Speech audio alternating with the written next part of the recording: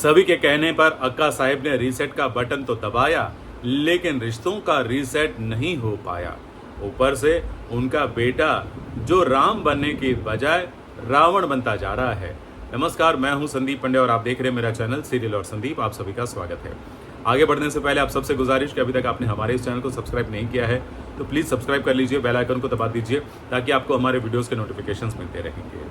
चिन्मय के लिए अक्का साहेब इतने सालों से जो गिफ्ट ले रही हैं वो सब उनको देने गई थी, दिखाने गई थी, लेकिन चिन्मय ने तो वो सारी चीज़ें कमरे से बाहर फेंक दी और तो और अक्का साहेब को भी बोल दिया कि बाहर निकल जाओ।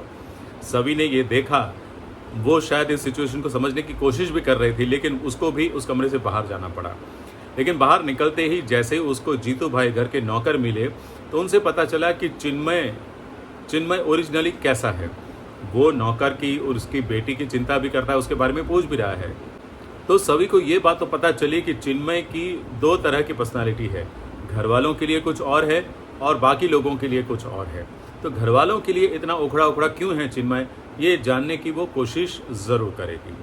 और इसी कोशिश के चलते वो अक्का साहब के पास पहुंची जो किचन में थी, लेकिन अक्का साहब भूल गए थे कि गैस पर दूध रखा है, दूध उबल रहा था, बाहर गिर रहा था। लेकिन फिर सभी ने आकर गैस का नॉब तो बंद कर दिया, लेकिन साथ ही साथ कुछ ऐसी बात की कि अक्का साहब को आइडिया मिल गया कि क्यों ना मैं अपने बेटे चिन्मय की मनपसंद चीज़ें बनाऊं, खाने की चीज़ें, शायद उसे खाकर उसका रिश्ता रीसेट हो जाए। जी हाँ, रीसेट का आइडिया सभी ने ही दिया था। तो उन्होंने सब कुछ बनाया, आमरस बनाया, मसाला पूरी बनाई और साथ ही साथ पूरन पोली भी बनाई और पूरे परिवार को साथ में बैठकर खाने के लिए बोला भी गया। और ये आइडिया दिया चिन्मय ने कि आज पूरा परिवार साथ में बैठकर खाते हैं। तो उसने पहले अक्का साहब को बिठाया, फिर बाद में ईशान को भी बुलाया और सब खुश हो रहे थे कि चलो अच्छा है, मतलब बदलाव आ रहा है चिन्मय में। ये देखकर सब खुश हो रहे थे। हालांकि राव साहब का चेहरा तो अभी भी फूला हुआ है और राव साहब जो है अपने बेटे को रावण ही बता रहे हैं। लेकिन फिर बाद में चिन्मय ने बैठने के बाद जैसे ही अक्का साहब उसको परोसने लगी, खाना खिलाने लगी, उसने बोला कि मुझे नहीं, पहले ईशान को खिलाओ, क्योंकि हमेशा ईशान ही तो आपके लिए सबसे लाड़का है, आपका सबसे फेवरेट है, तो पहले ईशान को खिलाओ, मैंने तो खाना खा लिया है जीतू के साथ। ये कहकर उसने अक्का साहब को और बाकी परिवार वालों को नाराज़ कर दिया है। अब इससे ये तो समझ में आ रहा है कि ये जो चिन्मय है वो ईशान के कारण ही दुखी है, ईशान को अपना दुश्मन मान रहा है और अक्का साहब ने और राव साहब ने जितना प्यार ईशान को दिया है उतना प्यार शायद अपने खुद के बेटे को नहीं दिया है, या फिर ईशान को अपनी ओर खींचने की चाहत में, लालच में और ईशान के माता पिता को उससे दूर करने की चाहत में उन्होंने ईशान की ओर इतना ध्यान दिया कि अपने बेटे की ओर ध्यान देना वो भूल ही गए और उसी का ये नतीजा है।